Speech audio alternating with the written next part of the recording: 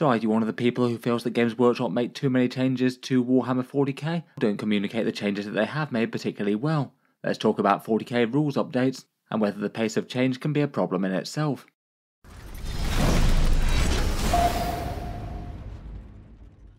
Hello and welcome back to Auspex Tactics, where today I thought we could talk about Warhammer 40k rules updates, and a few of the pros and cons of Games Workshop's system of doing things.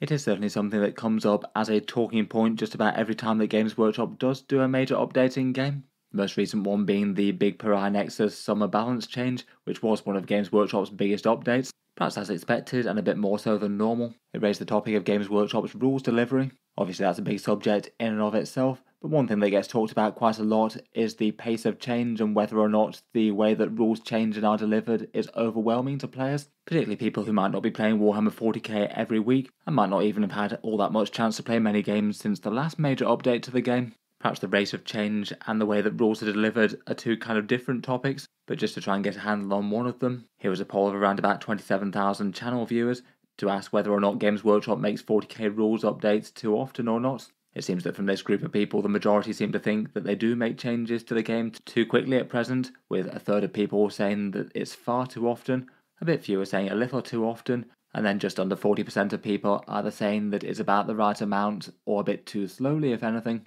Obviously doesn't seem to be any sort of unanimous talking point that it is definitely a problem for pace of change, but it seems to be a factor in the majority of the players out there. Even if rules updates do come with upsides, trying to fix problems in the game, whether or not it's issues with the way that the core game tends to get played, balance changes between factions, or trying to make armies have a bit more of the appropriate feel on the board. Realistically, the pace of balance changes is always going to be a balance act in itself. If Games Workshop never update things, then broken stuff remains broken indefinitely. Say for example when they had the Eldar Wraith Knight, and when that came about, I believe either in late 6th or early 7th edition perhaps, it was massively undercosted, and as Games Workshop never did any sort of balance update at all at that point, it just remained broken pretty much permanently. The only way of balancing it was to wait for the next Eldar Codex, or just to release other codexes that were equally broken in their own way. Obviously it's good that Games Workshop does issue balance updates to 40k from time to time to try and fix their biggest mess-ups. On the other hand, updates every week is going to be far too much, no one's going to have a clue what they're doing, and you get pretty much everyone tapping out at that point. And between those extremes there's a massive spectrum, and lots of people would prefer to have rules delivered in a slower or faster way.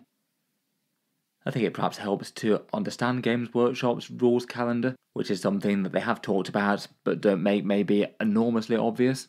At the start of each edition they have their launch rules, and I feel like they change this up quite significantly each time around, but basically they'll establish the core rules of the game and make any patches to make any codex rules work for it. In 10th they had the entire launch of all the faction digital indexes. Then it seems that throughout the edition they have codex releases, one per faction per edition. And the way that these work in 10th edition is they sort of have 3 different points at which rules are communicated, which maybe adds to the feeling of updates happening all the time. In general, Games Workshop ship out the books to reviewers, and then the book rules go live on pre-order day, so people find out about the core rules for the book at that point.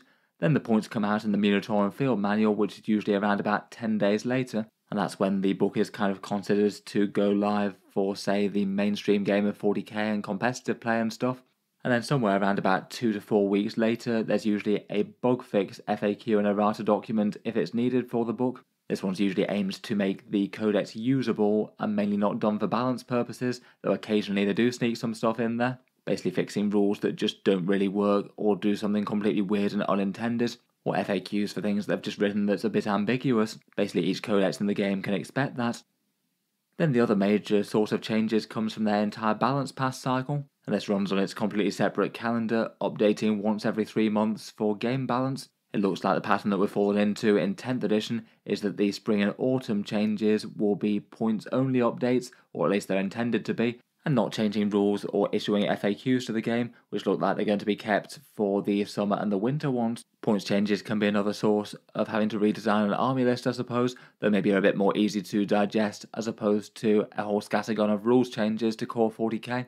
More an update on arithmetic and army power as opposed to anything enormously complex. The other 2 more major balance updates tend to be a lot chunkier though. They have the actual balanced data slate with rules changes to factions, both buffs and nerfs, and also a few things that alter lots of rules throughout the game, say for example when they changed the Space Marine Captain stratagem type thing, changing that to -1 command points versus 3 stratagems. It seems at the same time they also issue FAQs to the core game, indexes and codexes.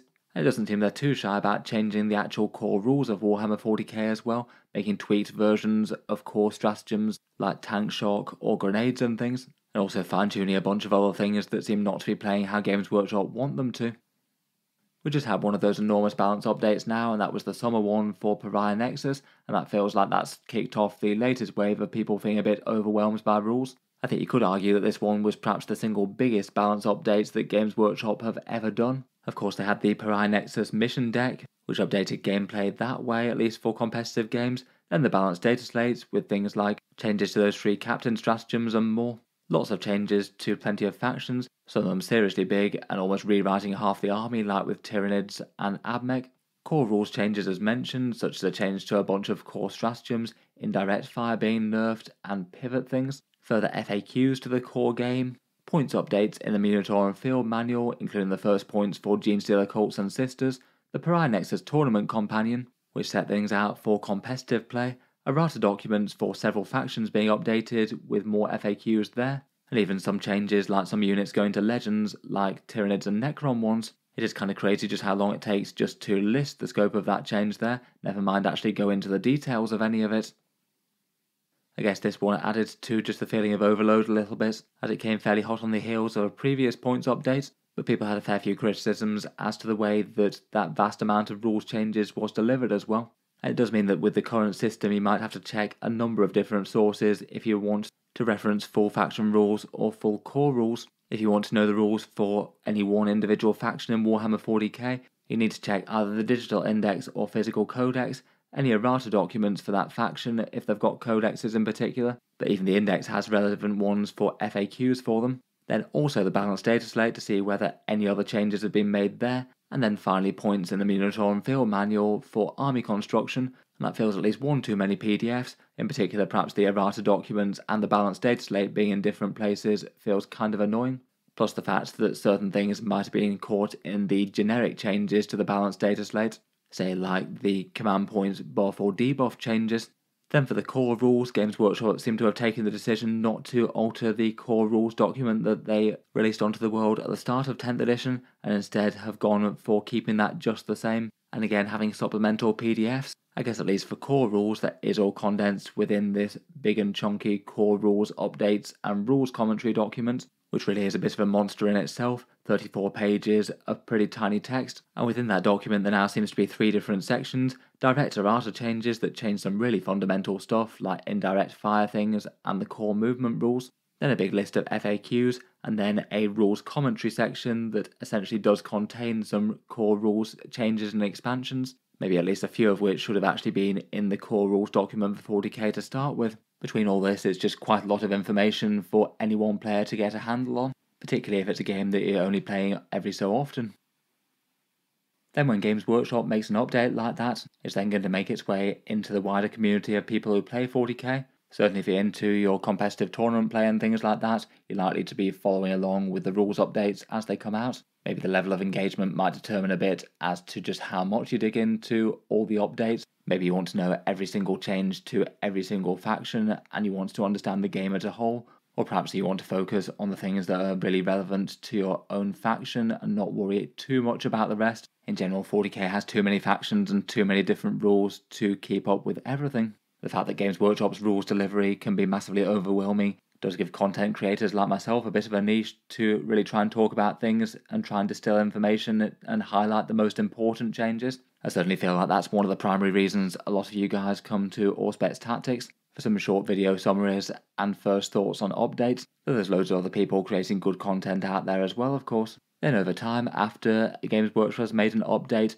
people will gradually learn rules by playing more games against opponents. I think it's unlikely that any one player will grasp every single rule in its entirety just literally by reading it. You might likely need to play a few games against a few different opponents and want to be more informed maybe about things that affect their faction more, might be able to correct you on certain misconceptions. I've certainly had some rules changes that I've misunderstood and then gone on to be corrected in game about exactly how that plays. It does mean that realistically not every player needs to put in massive amounts of effort to read and understand every single update, though it certainly helps if you're going to have full knowledge about what's going on with the game. It is at least somewhat possible to learn a fair bit of it by imbibing, just being corrected when rules changes come up, or have a player just talk you through the absolute basics of the way that the new system works. Say maybe a player being corrected on tank shock after how they changed that, and now you just roll 1 dice per pip of toughness as opposed to the previous system. It can be kind of frustrating for those who haven't had chance or don't really have the inclination to wade through all the rule subtleties though.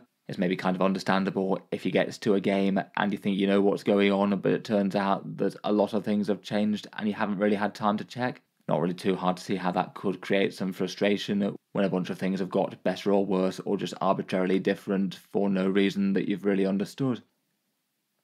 Maybe tying into that narrative a bit, it perhaps goes into how often people play games of Warhammer 40k. Obviously 40k is a big and really widely followed game, though the majority of 40k players out there do tend to be more occasional players, as opposed to super engaged people who have it as their primary hobby and are attending tournaments every week. Again, for another quick channel poll to highlight that, it looks like around about 2/3 of people state that they play Warhammer 40k around once a month or less than that. Though I guess admittedly for this one, the less than once a month section might have a few people who've answered who aren't really playing 40k that much at the moment, maybe either being distracted and playing other war games or other hobbies more, even if they might be still following on or keeping up to date with 40k. For the other third of people, it seems to be a fairly even split between around once a week and once every 2 weeks, with just a tiny minority of 3% of people saying that they usually play 40k multiple times per week. Perhaps not too surprising there, given that it is something that usually takes up an evening. If you wanted to play, say, a 2,000 point game of 40k, it's usually going to be about 3 hours or so at least, and could be more. Going by this data though, if we said that perhaps the median player on the list has a play rate of around about 1 40k game per month, it does mean that by Games Workshop's balance passes, it means a player is only likely to have played around about 3 games since the points last updated at least, and might have only had 6 games on average since the last major rules update with a whole bunch of rules and things changing. Perhaps for that reason not really too surprising when some people feel overwhelmed by it when they get to a game and aren't really entirely sure what things have changed. I guess maybe that's a few negatives, but I think it's still important to recognise that there's a whole lot of positives with updating the game at least fairly frequently and doing those via free digital rules. Even if things are a bit fast at the moment, I'd still argue that it's really quite a lot better compared with, say, 6th and 7th edition 40k, where they just decided not to bother at all. As mentioned with the Wraith Knights earlier, and all sorts of other weird and broken 40k things just tended to get released and stay broken, and even core things of the game that were genuinely ambiguous didn't get any sort of FAQ. I must admit it made me very happy when in 8th edition Games Workshop came out and said they were going to have a system for updating points at least semi-regularly, finally giving themselves a pathway to update armies and problematic rules without having to wait for 3 or more years for a codex or something. Even in 8th and 9th edition, I'd argue that a lot of what 10th edition does is a vast improvement. I certainly don't miss the idea of the chapter-approved books, which Games Workshop basically tried to sell people as a big book with every faction's points in it. There's really no reason that had to be in print, and it often meant that it was completely out of date as a result, so you're basically paying for an inferior system, and making points updates digital and free is a vast improvement. I do think it's a good idea to have a more formal system for balanced data slates and points updates as well, as opposed to the slightly random scattergun errata and game balance that they occasionally did, perhaps particularly in the early days of 8th edition. And for rules delivery, we might have a bit of PDF overload at the moment, but I'd still say that's probably better than physical book overload. At least for the most part, gone are the days where you need to carry around like 7 different sources to field any one army. You might need your codex plus chapter approved book, plus maybe 2 different supplements, and a different codex if you're fielding an allied force, whereas for the most part you generally can get by on your standard codex now, plus PDFs on your phone. Maybe just a picture of a datasheet or data card if you're using an allied unit like an allied knight for example. I'd certainly argue that the system's improved since all of that stuff has gone away. For communication of rules changes, I would again argue that it's got a little bit better as they've been developing their digital updates. When they make amendments to FAQ documents and things, they'll have new stuff in red, and now even seem to have had a system where previous revisions are highlighted in green. If they invent a strike-through system to highlight stuff removed, then I guess that'll be the full set of revisions, so you can quite clearly see what's changed between one document and the next. Points tables are also a bit better as well. I do quite like the red points increases and green points drops when you compare one document to another. I certainly was not a big fan of the system where you basically had to hunt through every faction's points changes to compare like for like. It's a lot simpler to see what's changed in that way. I don't know if maybe their ease of communication has emboldened them a little bit more to make more big sweeping changes though. Perhaps that's one factor in why they've decided to do basically the biggest digital update that 40k has had in a while. And even with improvements, there's still plenty of criticism of their sort of hybrid approach to rules in 40k. Sell people expensive codexes, and then basically those rules will be good-ish when they launch, often changed right on day one with errata in a few ways, but particularly down the line, if the army has got major revisions, then a bunch of the rules in the book will be kind of useless. Say for example the Admech Codex, where they made a massive amount of changes to different units, weapons and rules, to the point where, if anything, the majority of datasheets might be out of date, and lots of major rule sections have changed. Otherwise, while talking positives of speedy digital updates, I think usually people would have a general sort of feeling that if they are going to update something at some point, it's probably better to do it sooner rather than wait for ages and do it later. That's certainly something that people were crying out for, say with the Chaos Space Marines getting 2 wounds back in 9th edition 40k. We kind of knew it was coming from the start of the edition when their codex came out, but because that took so long to get there, they were waiting for ages. I think a lot of it could be the same with balance type things. One example of an update I did quite like was what they did with, say, the Dark Angels Inner Circle Companions. Games Workshop released the Dark Angels Codex, it didn't go down very well, and a lot of the stat lines and things were pretty underwhelming. Games Workshop must have known that just from initial reception for the Codex that they'd made the Inner Circle Companions damage in close combat really quite weak, and in some way they needed a buff, whether it was points, rules, or both. With the data slate balance system, they can just put that on the list of things to update in the next balance data slate. The result was in summer their power swords got AP -2, and combined with the points cut, it meant that the new shiny and quite fun looking models were actually playable in Dark Angels again, as opposed to their weirdly disappointing AP -1 swords. Obviously would have been better if they had got it right the first time round, but certainly feels like the sort of updates that most people wouldn't really want to come any slower. One of the positives for speedy digital updates could be that it stops 40k from going too stale as well. People do generally tend to get bored of a game if just the same old thing is considered best for an army and 40k becomes a solved puzzle. I think balance patches are important for that, stopping the top stuff like Eldari in early 10th edition from being quite as oppressive, plus helping out struggling armies that desperately need it, and within armies that are kind of fine, trying to shore up internal balance so that as many units are usable in a strong army as possible. I'd say for all the criticisms that you can level at 10th edition, game balance does seem to be probably about as good as it's ever been in terms of both internal and external balance for armies. For once no one faction is truly dominant, the vast majority of armies can compete, and most of them have at least a good portion of their datasheets very viable. I'm sure there'll be plenty of people ready to jump in the comments and say about any one army or faction, and certainly some armies feel a bit underpowered, things like Codex Space Marines and Orcs right now being good examples perhaps. And some armies have bad internal balance like Chaos Knights. Obviously things are far from perfect, but I'd also argue that as a whole the game balance is about as good as it's ever been in 40k's history. I think that is one positive for casual and competitive player alike. Jumping back to that previous point a second though, maybe another reason for it feeling a bit like rules overload with changes quite a bit is the way that codexes still seem to be releasing with quite a lot of basic problems in them. Some of them are clearly either a bit too strong or a bit too weak, or just not really working how Games Workshop probably intended them to. I think it is good that the Inner Circle Companions got fixed, though it would have just been better if they'd come out with the rules that they wound up having in the first place, and each balance patch and fix like that does add to the general rules bloat. I guess you could argue that it's just not great quality control or not playtested enough. I guess that'd be the less favourable approach, or you could say that it's maybe Games Workshop actually owning up to their mistakes a bit more than they might have done in the past, and not just leaving bad rules to languish. Perhaps one of the worst examples of this in 10th edition could be the Custodes and Devastating Wounds type saga, where it's basically flipped about 5 different times whether or not Custodes get protection against Devastating Wounds with their different saves. At the start of 10th edition, Devastating Wounds were mortal wounds, so they got their shield host save against it. Then they changed Devastating Wounds not to be due to Eldari problems, so they no longer got a save against it, and that was a big blow to the durability of the army, and they got very weak. Then a further patch allowed them to use their save against it once more. and again that contributed them to being one of the stronger armies in the game. Then they had their Codex came out, which basically just overwrote the balanced data slate, and the Talons of the Emperor and the Shield Host Stratagem type things don't save against devastating wounds anymore. And then finally, after all that, the balanced data slate comes out again and makes devastating wounds into a weird version of mortal wounds once more, which I think did seem like a good solution in the end, but also flipped things once more. And I must admit, it is just kind of silly the fact that they've either gained or lost this on 4 different changes through 10th edition so far, which is kind of hilarious. It certainly doesn't look like the best record for more casual players trying to keep track.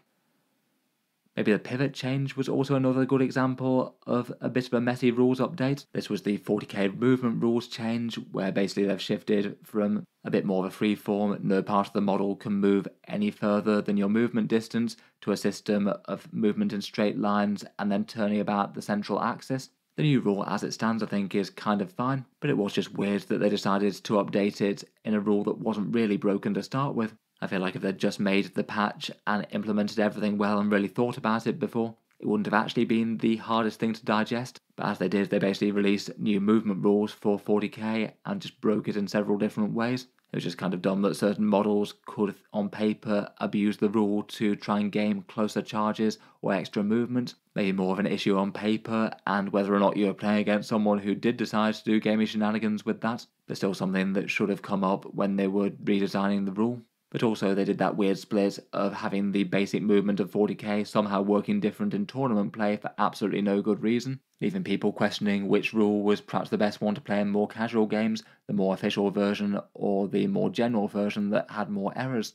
That's why they needed to basically follow up the balanced data slate with a further rules patch to iron that out, changing the rule with different pivot values for certain things and unifying it again, and I think it does work fine now. But again, maybe that's an example of a rules patch that just didn't need to happen in the first place. If they really wanted to change 40k's movement rules, maybe waiting until 11th edition would have been the way to do so. Finally, I think this is one of the areas where there really is a bit of a debate between casual and competitive, where different players might genuinely want quite different things out of 40k. Even if in reality it's maybe not quite as cut and dry along those lines, plenty of people overlap, play a bit casually, and maybe go to the odd tournament from time to time, or like to try and improve their army list but might not be cutthroat chasing the meta or anything. I feel like in general competitive play often favours having more frequent updates to keep things interesting. A lot of the jankiest things tend to be most noticed at the bleeding edge of people trying to get the most out of their armies, so that's when you're likely to see any busted combos that Games Workshop's let through, or excessive play of any armies that they've made too strong, or less play of things that are underpowered. It's maybe more of the mentality of treating 40k as a bit like a video game with frequent patches to both try and improve balance but also to keep things interesting with new puzzles and problems to solve. On the other hand though, the high rate of change could well annoy certain casual communities more, maybe just not really wanting to bother with keeping up with a rate of change that's kind of official to the core way that the game is played, and maybe wanting to treat 40k as a bit more of a narrative RPG type focus and make games more about the spectacle and manage to balance themselves within a play group as opposed to allow the limits of the game to balance armies against each other. I feel like for all the discourse online, GW does genuinely try and cater a bit to both groups. The vast majority of their customers are casual players, so they absolutely do want to keep people on board there. I think that was part of the motivation for the very set out balance system, so they don't push out updates too frequently or too all over the place. And while they've been working on trying to communicate them a little bit better, plus I think it was part of the motivation for the very complex system of lots of 9th edition going away, with things like your tables of secondary objectives and everything. At the same time though, they do absolutely want to keep the game good from a competitive perspective, as competitive players kind of a bit more of a showcase of Warhammer and represents a whole bunch of their most engaged fans as well. I feel like sometimes their goals are aligned, wanting all units to be at least fairly effective and to keep armies balanced against each other, but frequency and complexity of rules updates is definitely one issue where you might have more of a divide. Certainly I tend to find that the going narrative in comment sections tends to be that the game skews too much towards competitive play these days. Though on this issue I do kind of wonder if the narrative would just skew to Games Workshop never bothers fixing their stuff if they updated things far more slowly.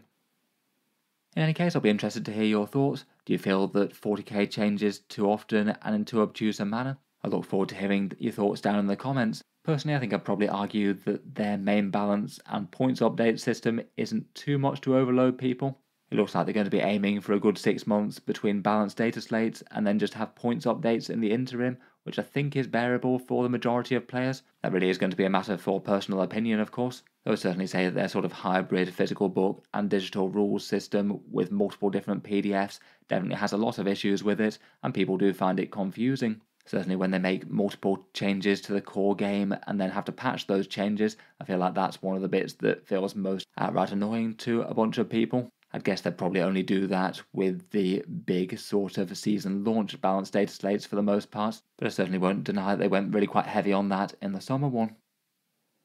In any case, look forward to hearing your thoughts down below in the comments. What do you make of the rate of change of Warhammer 40k right now?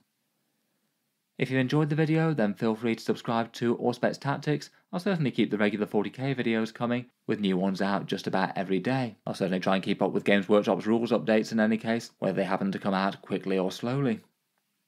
Finally, if you have been enjoying all the videos on the channel, I would just like to mention that Auspex Tactics does have a Patreon page as well, and you can find that linked in the video description if you'd like to help support and keep all of these coming. Channel patrons do get a fair few advantages, seeing certain videos early, regular votes to see what sort of things happen next on the channel, and automatic entry into the regular prize giveaways with a chance to win some big model kits each month. If any of that sounds good to you, or you'd just like to help support, the link is down in the video description. In any case, a massive thank you for listening, and I'll hope to see you guys next time.